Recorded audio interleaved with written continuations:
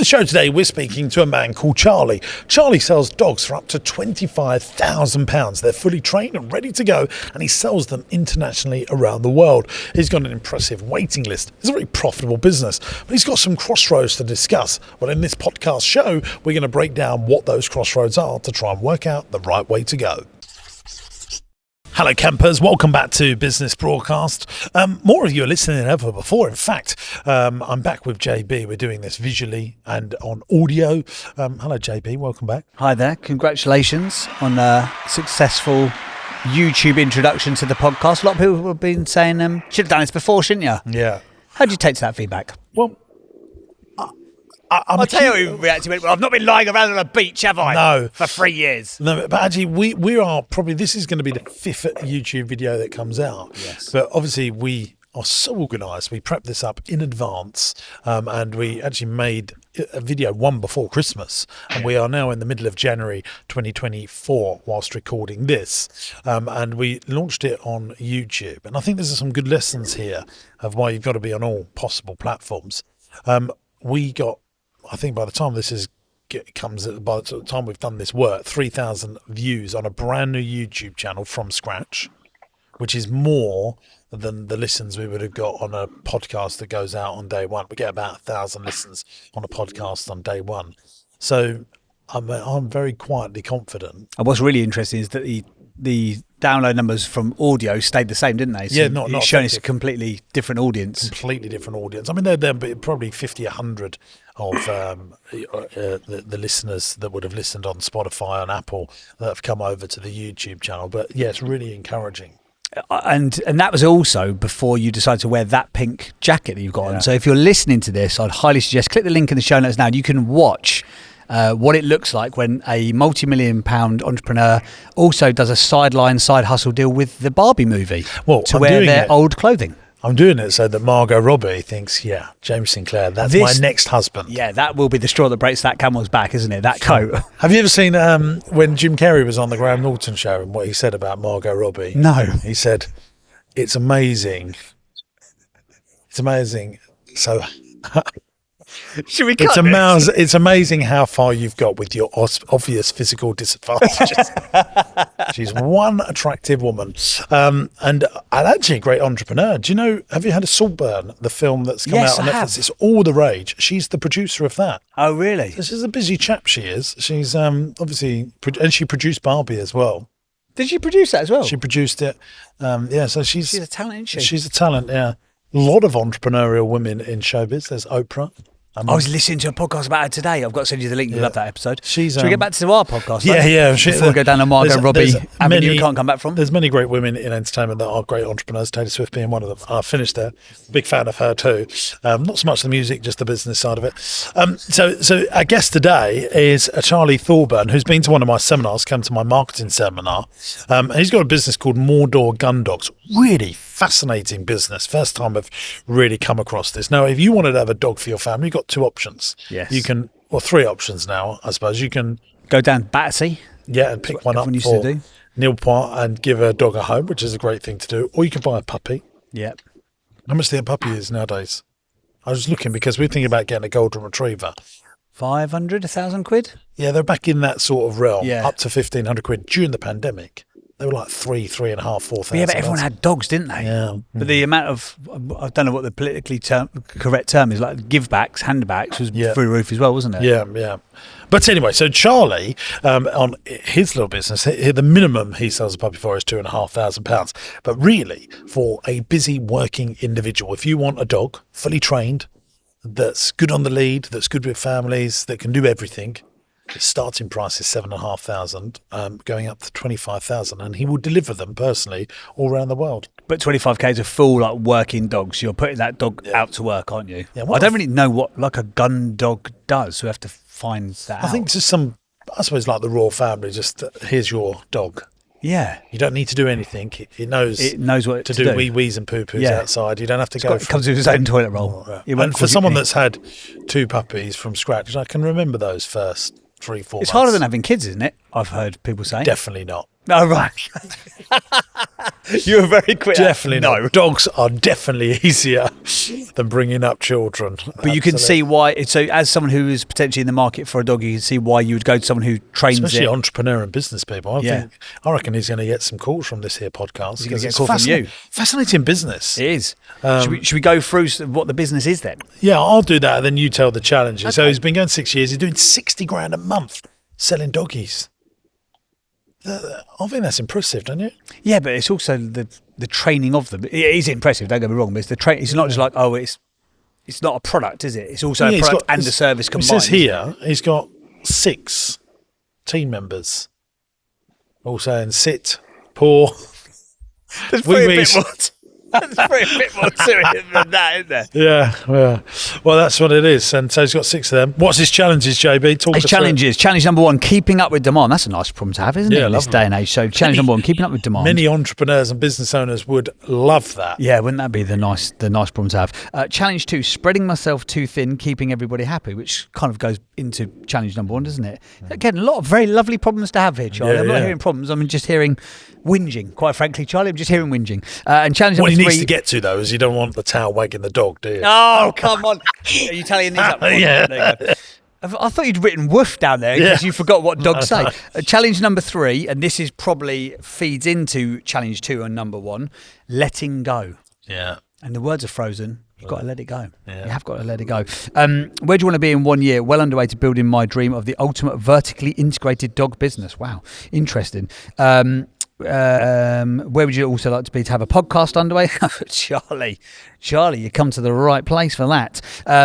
He also wants 2 more team members with more to come on completion of a new site.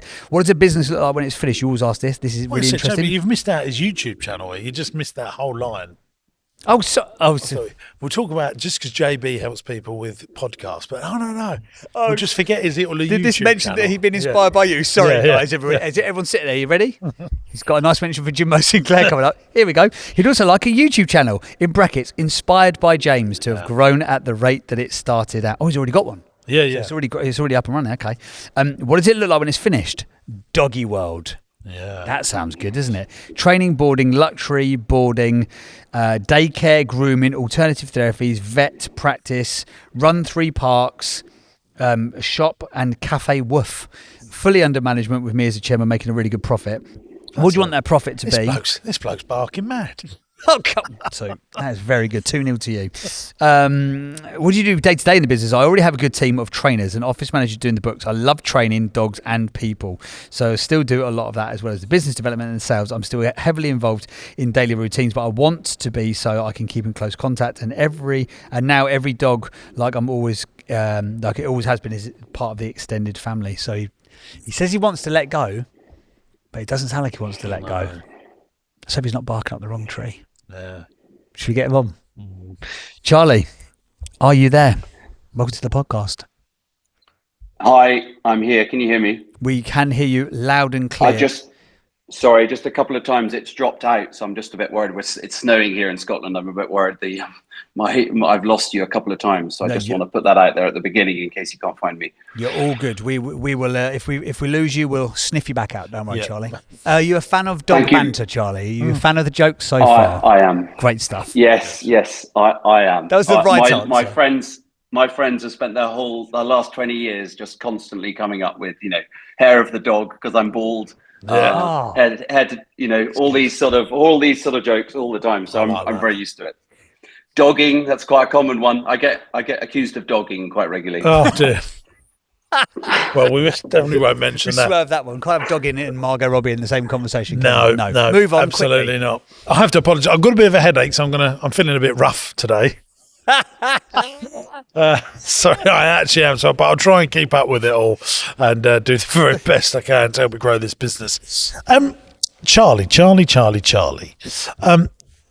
How did you get started in this business? How did you get your first customer? I think that's what I would like to ask. Yeah. So basically, I've always loved dogs. I was sleeping in the dog basket from the age of 2 or 3. Loved dogs, and then when I was 18. I went to university and I asked my parents if we could share a dog because I couldn't have it with me all the time. So I bought a dog and he was meant to be trained and he was awful. And he was so naughty. So I learned how to train him and he became really good. And Then one day, about a year or two later, someone turned around to me and said, "You've got a really good dog. Would you help me train my dog?" And they were a sort of family friend. And then a friend of theirs did the same, and a friend of theirs did the same, and so on and so forth. And my whole business has grown word of mouth since then. Wow. Like, we You haven't want to done get any a dog at marketing. university? I'm really intrigued by you. Go to uni. Why do you want the tie of a dog as an 18-year-old kid who's got sort of a life of university freedom? I'll answer that So- question for you, Joe. He doesn't understand, because if you love dogs, you love dogs. I haven't got a Yeah, dog.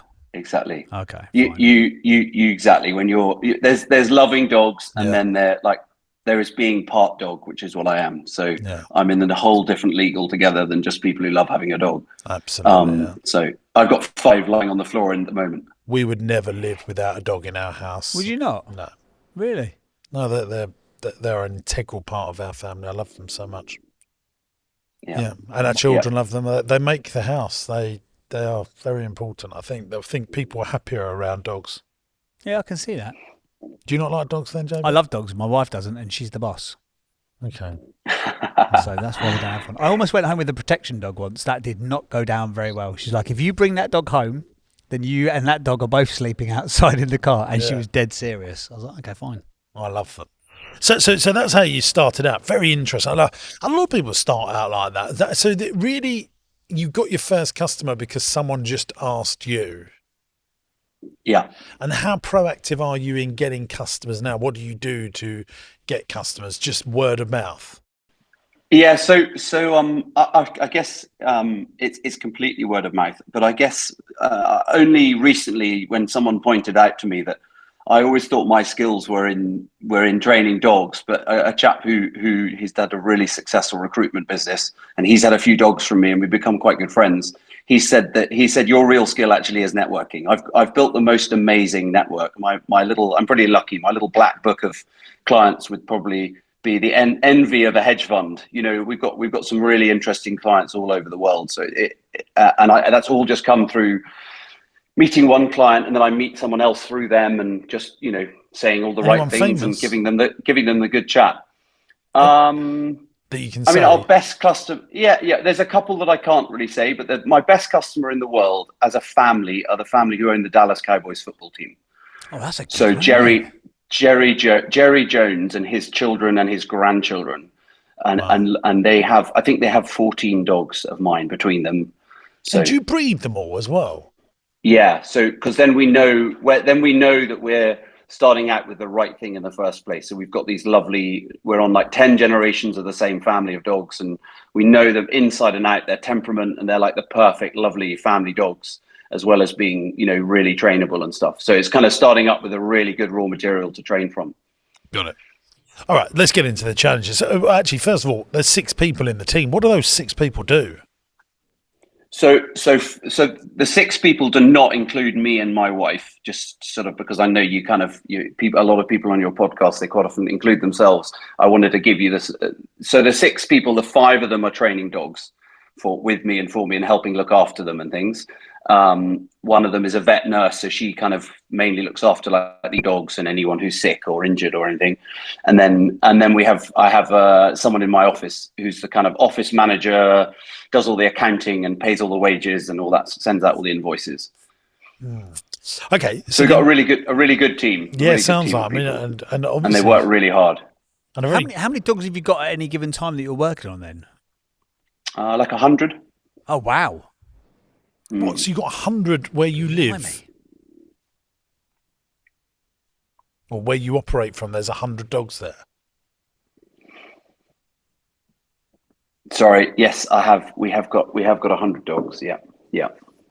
So what sort of facility do you operate from? Is it do you live on site as well to look after them, or have you got Exactly. Yeah, so I've got a little farm on the top of a hill, right.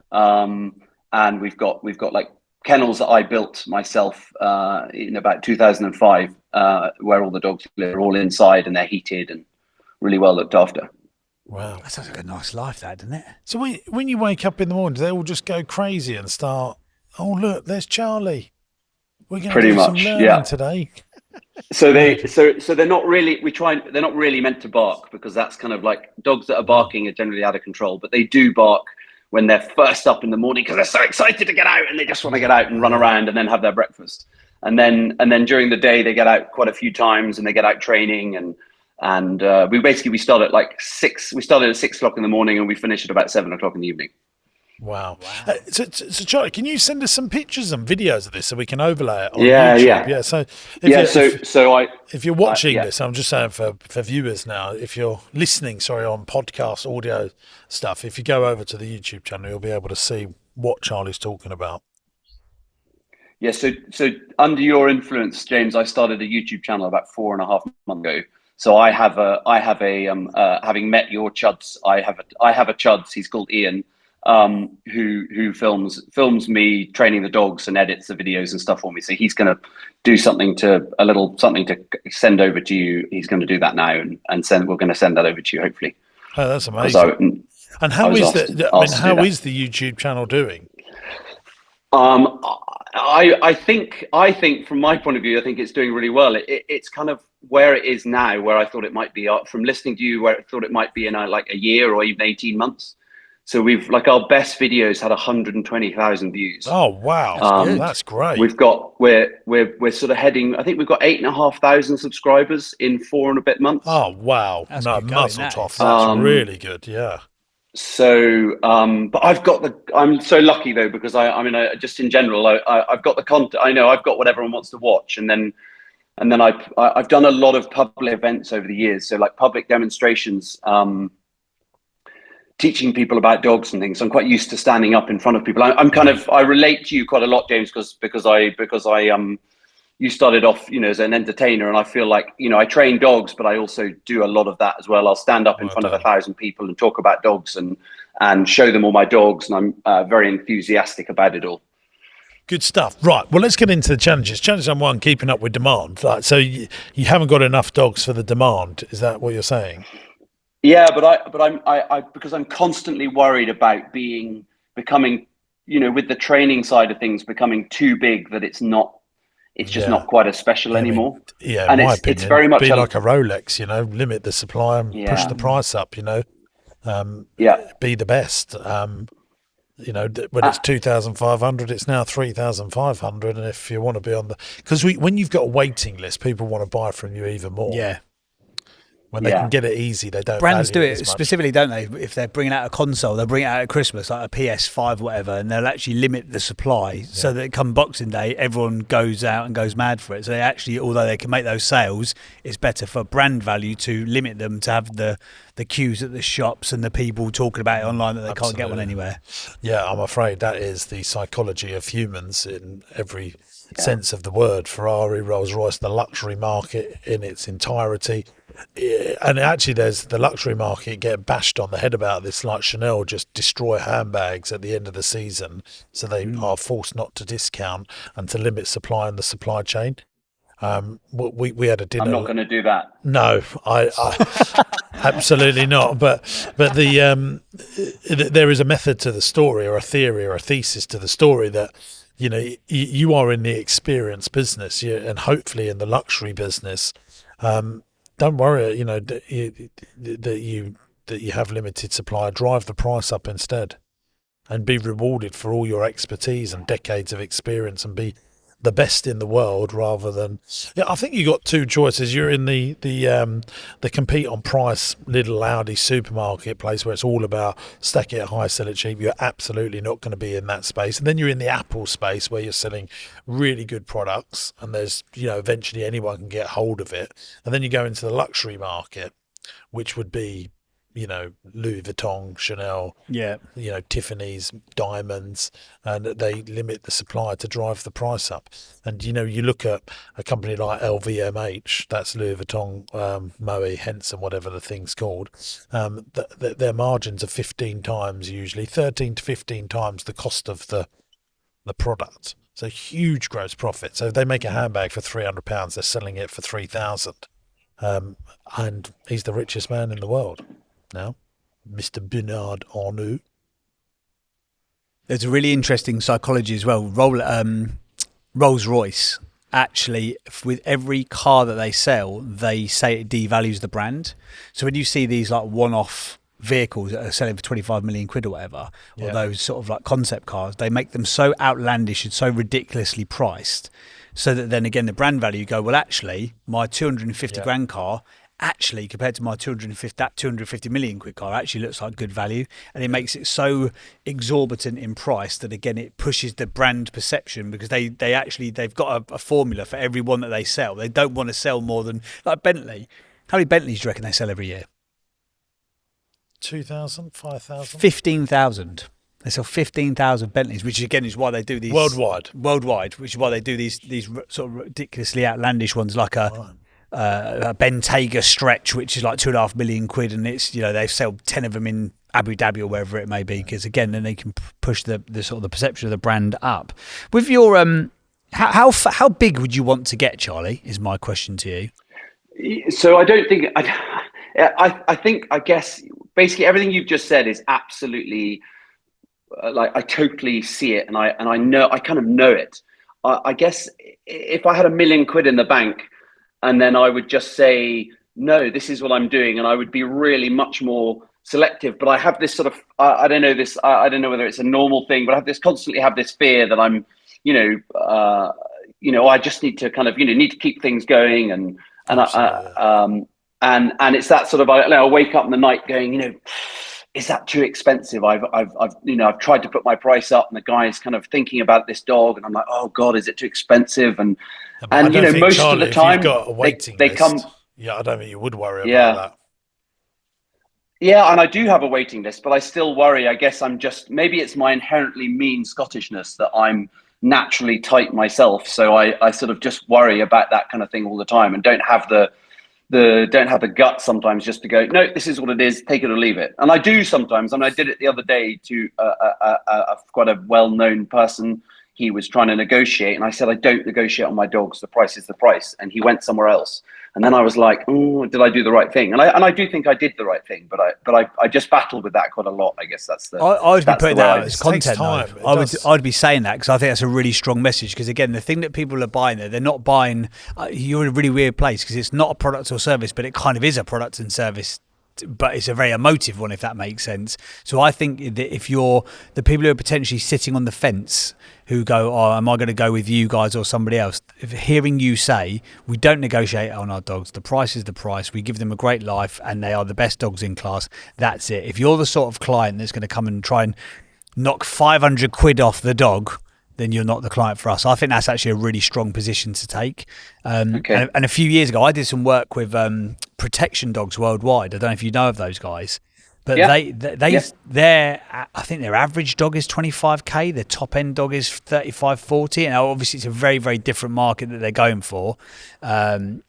Well, I say to an extent, because it's that sort of protection market, but they are really, again, they don't negotiate on the price. They've done some clever stuff with influencer marketing, but their whole business has been grown from content marketing. If you watch their videos and stuff, it's like a mini Netflix documentary when they've got a dog, and they've done some stuff, as I say, with influencers. But I think that's potentially the way that you sort of increase brand value is via content, because it sounds like you've got, and as I say, strongly position yourself like, we don't negotiate on the dogs, it is what it is.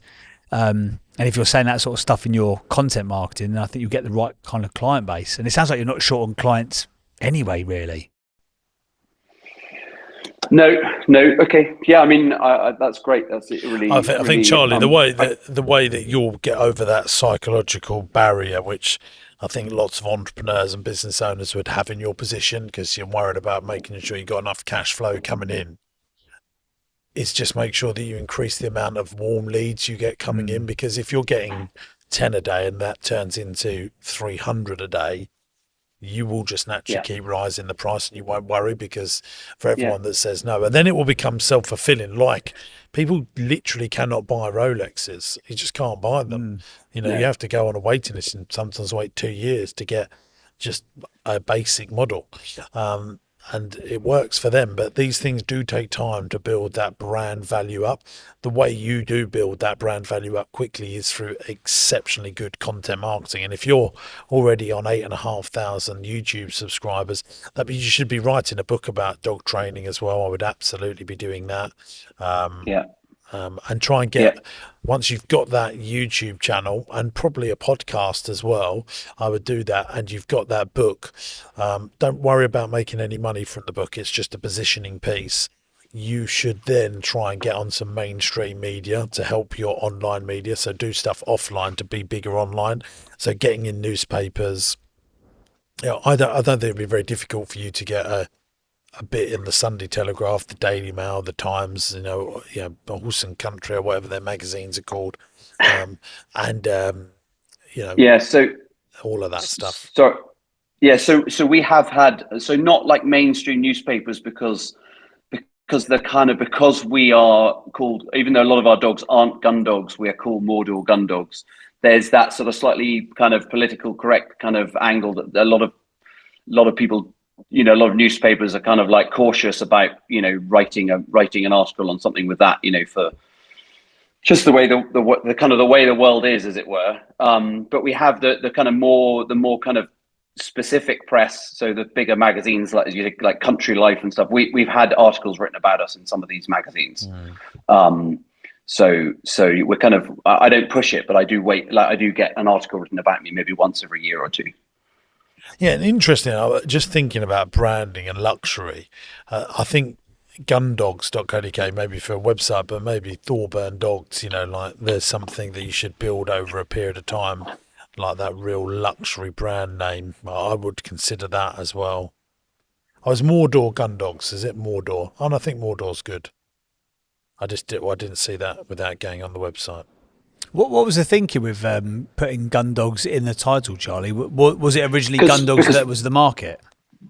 Yeah, that was originally. I mean, that is still our base, kind of our base of what we do. Yeah, the breeds we train are gun dog breeds. If you go to Crufts and you go to the gun dog day, like they are Labradors and Spaniels and Golden Retrievers and Cocker Spaniels, Springer Spaniels, all those. So they are gun dogs, and some of them still, the percentage of them, a reasonable percentage of them still go as gun dogs.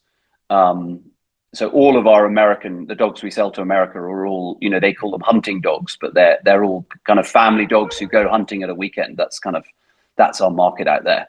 And in the UK, it's some of them just family dogs, really well trained, really lovely family dog. And some of them are the same, but they also take them out hunting at a weekend or whenever they want to go. As you said at the beginning, kind of like the royal family. Where do most of your clients come from now? I know you said sort of word of mouth, but what's that customer journey? Do they get in touch with you via LinkedIn, or does somebody literally give you someone gives the potential client your phone number? What's that customer journey process that you get people on? Yes. So some people will just literally ring us up and go, I was looking for a dog and I spoke to a guy who said I must call you. Some people will be, I met one of your dogs. And it was great, and so I want one.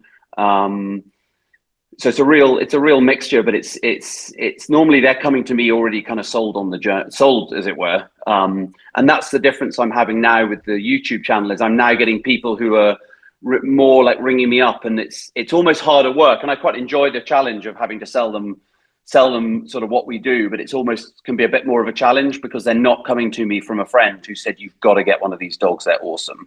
They're coming to me like, I've seen you on YouTube, you look pretty good, you look like you know what you're doing, but this is a lot of money and it's the next 10, 12 years of my life, so I need to make sure I get it right. And we try and encourage as many of those people as possible to come to us, to our base, and they'll fly up from London or drive or whatever from wherever they're coming from, and they'll come and see what we do. And then once I've got them here, it's a pretty much like a 95% hit rate, I would have said, because they see what we do and they meet all the dogs and they go, yeah, this is it. And we live in the most beautiful spot. I mean, I'm looking out of my window now and I can see 100 miles as the snow just pauses and I can see some blue sky. We've got a pretty cool place where we live. We can see so when they get here, they're sort of sold into the whole kind of dream, as it were. How many do you convert to coming up to you in the first place? So you can close 95% of them once they're there on site with you, but how many do you get from like a coldish or a warm, not cold because they've all come from somewhere, but like a coldish lead to converting to come to see you? What's that percentage? So if we just, without having any conversations with them, literally from scratch, probably 50%. Then sorry, yeah, but then that most of most of the ones we lose, I would say, are fairly early on, and it's due to price. It's like they're like, oh, I just can't afford, I'd really like one, but I can't afford that. And I'm like, when you said Rolls Royce earlier on our website, one of the things we say is we're like Rolls Royce. It's not necessarily my mentality towards our YouTube channel was get it out there. We're not for everybody, but everybody knows what a Rolls Royce is. So if I can get everybody knowing what we are, even if we're not for them, then they still want to see one. And if someone they know who might be in the market for one, they're going to go, we can't afford one, but you should get one of these because you can. Does that make, I don't know whether there's any logic in that, but that's kind of how I think about it. Because obviously some of the guys, like the guy who owns the Dallas Cowboys, is not going to watch my YouTube channel, I wouldn't think, but maybe someone who works for him does. And then he goes, I know where you should get a dog. There's this great guy in Scotland. So is there someone that you could do for security and privacy purposes, it might not be that guy, but is there someone who you could potentially train a dog for a specific reason? You could document that journey. Have you ever done that on your channel? Sort of like documented the whole journey from the puppy to training to handover to a client? So, yeah. And is there anyone that you think that you could potentially, because again, this is the model that I know protection dogs did really, really well with, was finding influencers and effectively like gifting them a dog, or they'd come and sort of like inquired about a dog, and instead of charging them, they've done the deal with them in exchange for a number of, say, sponsored posts or shout out. And these are like a lot of their clients are like footballers, sports stars, so they've got big profiles. Do you think that there's someone in that space who's sort of you've maybe not managed to convert across the line that could be a good fit for this potentially? We only started the YouTube channel about 4 months ago. So we did start with a little dog. He's a little Cocker Spaniel called Waffle. So we're sort of working on that, but it's obviously it's a process that takes some time because it's kind of 18 months of and then at the very end we're then going to do like a shortened all the clips we've done of Waffle's training and the delivery and everything, and make like a film about it, but maybe like a 30-minute. This is Waffle's life from like when he was born right the way through to here he is in his new home living with the new family in New York. Interesting. We're just talking about that. So how much would it cost for for something like that for you? Are you going to fly to New York? Where do you put the dog? Like in the hold of the plane? Yeah. So we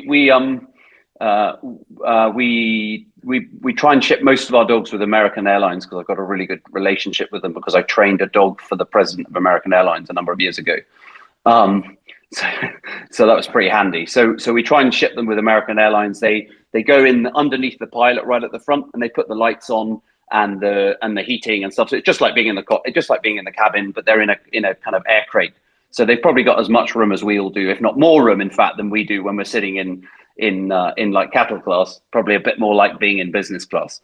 They can stand up, they can move around, and they're fine. We get them to sleep in their crate for like a week before they travel, so they're used to it, and then they just think they're on a long car journey. And so, what would I, if I lived in New York and I wanted one of your Cocker Spaniels, and would you deliver the dog and then just leave? Do you? So I'll spend a couple of days with them, with the owners, and settle the dog into its new home and environment. Teach the owners all the commands and make sure the dog kind of starts to bond with them, and then yeah, literally, what I'll generally do, because I've now I try and combine a trip with a few dogs going. What I'll do is I'll maybe go and deliver another dog, and then a few days later just come back and check that everything's going to plan.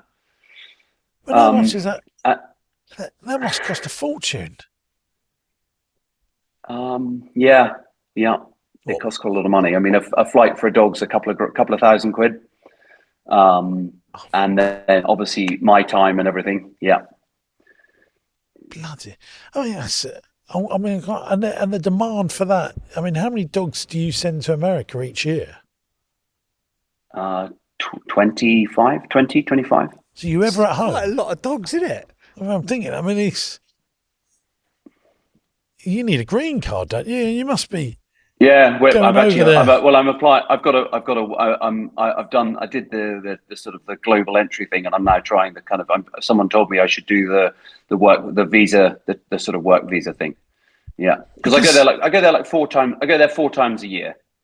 What? And each time you got like 8 dogs with you? Yeah, something like that. Yeah. Yeah. So I find it very bizarre. I mean, this is unusual on epic proportions. Yeah. So It is. you drive to But this is the thing. Heathrow. Here I am with my 8 dogs. Yeah. They put 8 dogs on the Yeah. plane. You toodle up No. into the. Where'd you check a Yeah. dog in? So we deal with it. They go. There's specific shipping companies that ship dogs, because lots of people ship dogs all around the world. Like, they're moving house or whatever, and they take their dogs with them. So we use a specific shipping company based out of Heathrow, and we go down. Yeah, I go down there with the dogs, and it's exactly as you say. I check the dogs in the day before, and then I go and get on the flight the next day, and then the I always get on the plane and say to I actually did an Instagram post on this a few months ago. I get on the plane and I just make sure that the captain lets me know that the dogs are on before the plane takes off, because I don't want to fly if the dogs aren't on board. And away we go. And then I get to the other end and I go and collect them, and obviously there's customs and stuff to do. So I deal with all that in advance and go and collect them, and then I hire a car and drive off to their new homes. What, you put 8 dogs in the car?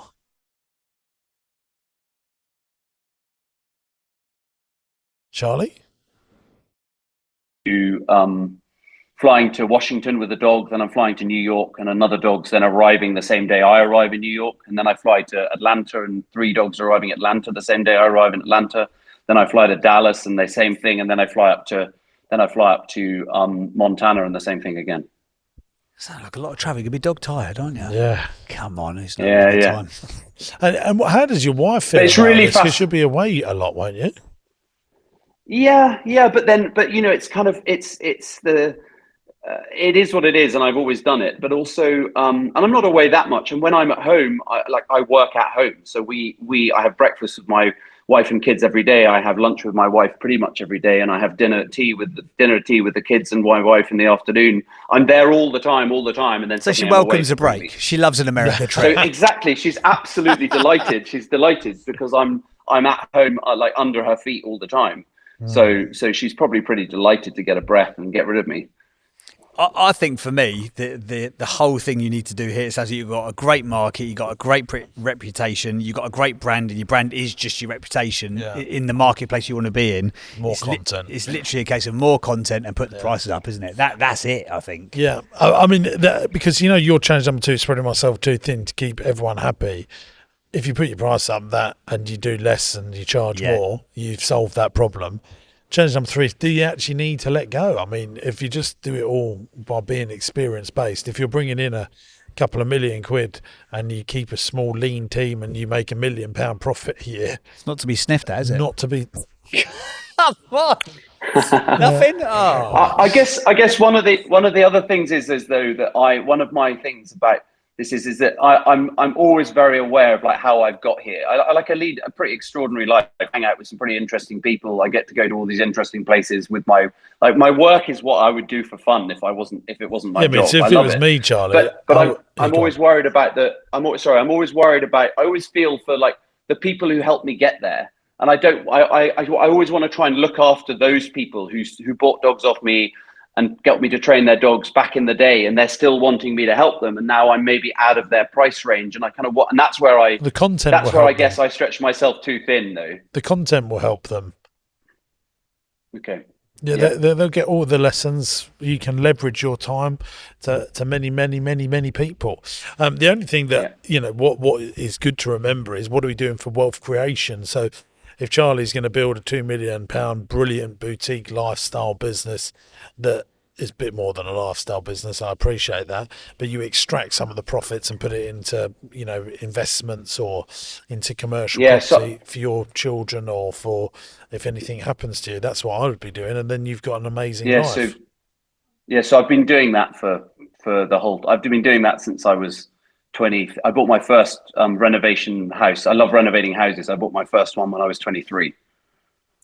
I think you really need me, Charlie. I mean, other than carry on, put your prices up, and be the absolute best in the world. I would definitely try and get on some like Netflix documentary or Amazon Prime. I think this is prime for that sort of thing.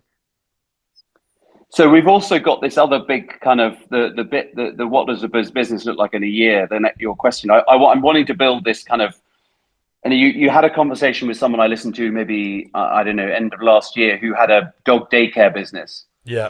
and you were like, adding on all these other things, like, bolting. You're talking about whether they bolt on other things, and that what you spoke about was kind of pretty much what I have been planning for the last But year, they were in a which is more this. commoditized business than you. No, but I'm trying to build something like that as well, Yeah. because then that I feel like that'll give me the comfortable seat that I'll be able to just put my prices up and literally just be much more specialist. Why? I don't Because I'll understand. because I'll have the boarding kennel. So Right. I want to build this kind of boarding kennel, daycare, vet practice, this kind of thing called, we're going to call it Doggy World. I want to build that, and then the training business that I do now would still exist, but it would be much more niche, and Couple it of would things probably here, end Charlie. up. Let me dive in before you get going. Okay. So we're an experience-based business, and we're going to be serving the elites of the world. Would we create a sub business that goes along that existing brand called Doggy World, which sounds much more price driven and price led? I would Yeah. be careful of that. Would Fortnum and Mason, who I imagine lots of your customers may frequent, or they may frequent Harrods, would they go to something called Doggy World? That sounds like quite different brand alignment there, and I would have a further think about that. Secondly, Okay. you told me something else at the beginning of this podcast, which is a big clue to why I would think twice about this as well. I look out my window and I can't see anything for 100 miles or whatever you said.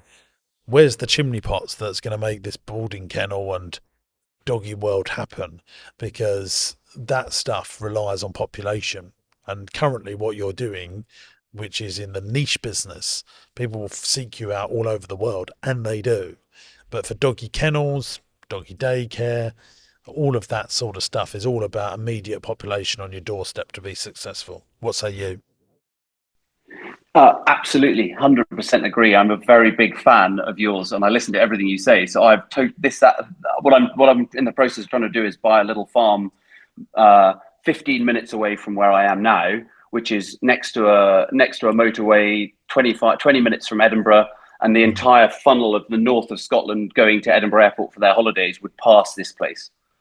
And suddenly we have lots of chimney pots and things. So I can see 100 miles one way because we live on the top of the hill, but we would set this up at just slightly off site, away from here. And I guess the main thing behind the logic behind doing this is that that's a business that can be run without me, whereas the business that we've spent the last 20 minutes or whatever Not in the talking beginning, about, though. Don't be a fool, no, Charlie. no. Like, so Yeah, all yeah, this, I agree. I have breakfast with my children every morning and lunch with my wife every day, and I'm in for tea time. That will be a lot of work, and that will swipe away 3-4 years, unless you can afford a great manager to do it for you. But usually the manager comes after the entrepreneur's worked out the system and what the brand is in every situation. And that's like having a new baby. It will damage the existing business. And I would argue, do you really need to do that in your situation? Isn't it better that you just sell 12 more dogs a year? That's going to be so much more profitable, and you don't have the overheads of the new business that's not on. Because what makes your life so spectacular, and probably what a lot of people are jealous of, is it's all where you live. You have no commute, and it's a brilliant business. I don't know why I would be just investing in property to create more income streams. Okay, And tell me if I'm wrong. I don't yeah. know. No, This is where we give and you're not take. wrong. You're not wrong. And there's definitely, I mean, there's definitely, you're definitely kind of coming at it from one angle, which I think about a lot. But there's a couple of reasons for this. One is that we don't have enough space where we are now to do what we're doing. We're really struggling for space. The kennels For the that I existing built business, you mean for the existing business, yeah, yeah. exactly. So to carry on doing what we're doing, the existing kennels are they're getting quite old. They've had a lot of dogs through them. They're a bit bashed up. And unlike a restaurant that can shut in January and just blitz it, we can't shut because we always have a lot of dogs. We can't stop that. And I've tried to kind of look at renting another kennels or something just to move my dogs out for a month. But it's also, the kennels are 25 yards from the door of my house. And at a weekend, we can have 45 people coming to see us for lessons and training and come to see about a new dog. And dropping off their dog or collecting their dog or whatever. And it's pretty intense when you've got two little boys whizzing around on their go-karts, pedaling up and down, and there's cars coming and going. And if I'm at home, I'm at work. Have you not got the space where you are at the moment to build a second kennels and move half that out? No, okay. Or just buy a bigger house. Just buy a bigger farm, can't you? Yeah. But just move, because honestly, I think, I don't know. I mean, I think you don't know the scenario of where having everything work from home with animals is why farmers love the lifestyle they're in, and lots of my friends are farmers. And you're in a farmy sort of business here. Having it far away from you, I don't know if it would work. I mean, is it not better just to buy a bigger farm that's got loads of barns on it that you can rent out, so you've got income coming in? Could you then do some Airbnb units on there for people that love dogs, and you build dog accommodation and you buy acres of land? I mean, that's where I would go. Yeah, so that's definitely something we've been looking at and trying to do for a number of years without great success. We tried to buy a couple of places over the last few years, and we didn't get them. And I guess one of the big problems there is I have, is obviously, it's not just me going to buy somewhere for my business, it's my home, and therefore my wife is a big part of where she wants to live, and she doesn't want to just live anywhere. Like 20 minutes from where you live now. If we're going to go and look somewhere that's really suitable for the business and suitable for what she might want and we might want as a family, it's really not that easy a thing to find. And that's where I've gone. I've changed from trying to do that for a number of years, and now I've gone, well, maybe we just need to buy something purely for the business, and then we can stay where we are as a family, to keep that, because to keep that kind of balance. Because on a Sunday afternoon when my wife's friends having friends for lunch or something, I'm outside training dogs, and there's people walking past our window training dogs, and there's people parking in our yard, and it's pretty busy. It's a pretty busy place, which is great, but it's kind of it is also a problem. Well, we can't answer it all. That would need a lot of time to go through that. You've got some questions you'd like to ask us as we sign off. I hope I've helped today. I'm not sure that I've added tremendous amounts of value, but hopefully. I think so. The first question I wrote was, "Am I crazy? This is a big project that I probably don't need to do, but I want to." That's the thing that we just spoke about. Yeah, exactly. Yeah, I don't agree. I don't agree that you should do this. Okay, that's really interesting, because I thought, having listened to you avidly and I've listened to everything you've put out, I thought you'd be the go kind of guy, which is fascinating for me. No, because and it's really going to make me think about all this. Because of the things that you've told me, that I pick up and listen to things. I'm looking out my window right now. It's beautiful, blah, blah, blah. You love working where you live. It is clear that is a big part of what makes you happy as an individual. And then you're going to go and operate from an industrial estate 15 minutes down the road, or it's just not going to be the same, is it? It's still going to be, the place we're trying to buy is still going to be a really lovely, pretty place by a big loch and stuff. It's still going to be a lovely place, but you're right. It wouldn't be my home. I think you'll struggle with that, Charlie, more than you think you will. I think you'll get to day one of moving all those dogs in, and I think you'll go, "What the hell have we done here?" Because I think part of your passion, well, a massive part of your passion, from what I'm hearing, reading between the lines, is working with the dogs. So all of this, like letting go, stop being a control freak, how do I scale up, all that stuff. I don't think you really want that. I think you like the idea of it, but I think the reality of it, you'd mourn the life that you've just given away. Okay. Yeah. I mean, having known you for collectively 30 minutes. Yeah, I used to live at Marsh Farm, and I loved living there at Marsh Farm. Did you? Oh, you did, didn't you? Yeah. And we moved to have a bigger house. We had a lease, and I didn't want to build on the farm at that point because it was a leasehold, and we'd now done more or less the deal to buy the thing. But I would still love to live there. Would you really? Yeah. But in the house that I wanted on there, it wasn't there. Right. I love being in the thick of it, but I think entrepreneurs do. Whether your wife does, I'm not so sure, Charlie. Only she can answer that. But yeah, No, she definitely likes the idea of the dogs being a bit further away. And if we could do that where we are, but well, then like there maybe is 500 a reason meters why you away. should do it. Mm. That's different, but it's a lot more work for you. But yeah, Yeah, yeah. So if I was, so I mean, some of these questions, these questions are kind of relevant to me expanding, which you're telling me not to do. But if I was going to no, expand, no. I'm not. No. I am not telling you to do one thing or another. I'm just throwing options to you to make yeah, you to make you're you making think with clarity. you're making me think about it. Yeah, I mean, sure, my sure. preference, if this was my business, I would go heavy on content. I would put my price up. Yeah, I would do a few more dogs and sell a few more dogs, but putting my prices up, I would be an experience-based business. I'd probably, if I lived in a beautiful location, probably create a dog hotel where people can actually stay with their dogs. That's one of the most popular Googled, like tourism for dogs and families with dogs is one of the fastest growing tourism sectors in the United Kingdom, and I guess in Yeah, America and the Western world. And someone that can do that well is probably where I would put my money if I was in your shoes. yeah. I would, glamping with dogs, like brilliant, £500 a night. Yeah, we have a couple of Airbnbs. We do exactly that. Like we have a log cabin on our farm. Yeah, Just literally, I'm looking at it out the window, and yeah, we probably don't market it enough, but we do. That's kind of growing more and more, and we've had a lot of kickback from YouTube, people wanting to come and stay and learn how to train their dog. But yeah. I mean, I would the be problem doing we're all of confined that. with is space.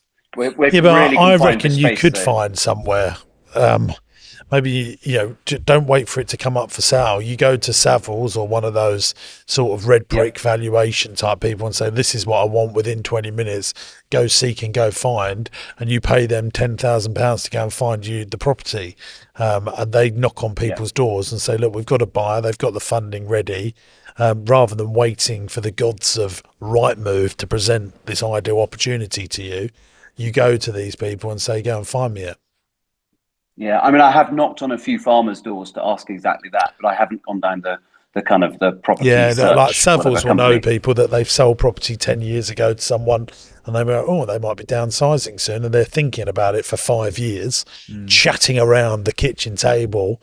And then eventually they get round to it. But if someone, hello, we've got a check here for a good few million quid that wants to buy your property, they're ready to go. They're, non-dependent. They're, no chain. That's what someone like Savills, there's loads of them, Stratton Parker, those sorts of Yeah, ilk of estate agent, and you go to sure. them rather than wait for it to happen. Yeah, no, I'm all over, and I have done some of that. I mean, because a lot of the guys who work for these kind of companies are clients of mine, so I do know a lot of these guys, and a few of them do know I'm looking for something because I've put in offers on places and stuff. But I maybe need to be more proactive again for that. Yeah, Yeah. yeah. Um. Um. So the problem I have, okay, is I've got this lovely house and a bit of land and space and a log cabin and the dog kennels, which What a has got a problem. got a good value in it. Yeah, but I can't kind of put this on the market, sell it, and then go right. I need to find somewhere to move to. I've got to find the funds to buy somewhere, set up the kennels, and the dogs and everything before I sell my current place. And so then and that's kind of, so therefore if I'm going to these farmers to say, oh yeah, I'd like to buy your farm, I'm not a straightforward sale. No, I think you are. I would just be honest I would say that, say to Savills, look, I'm going to sell my house once I've got the right thing that I've found. I would just be honest about that. Because that is how the rest of the world works.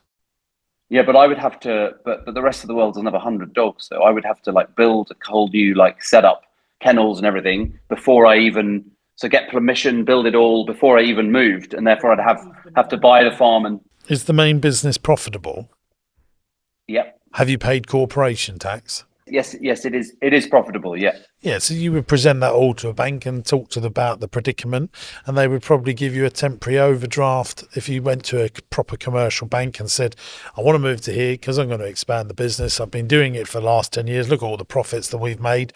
And you would have to, and a good finance broker, we can introduce you to someone, and then you would go to someone like a Handelsbanken that would understand the predicament. They would put a charge over your existing house and say, look, when it all goes through, you've got a year to work this all out, and then you'll pay us back, and they might charge you £30,000 for the pleasure of doing such a thing. So like a bridging loan kind of type thing. Yeah, but nowhere near as expensive as a bridging loan. But this happens, quite a lot. It's like a new house build deal. You're buying the land, they're funding all the stuff, and then they put it onto a proper mortgage once it's all done on the final valuation.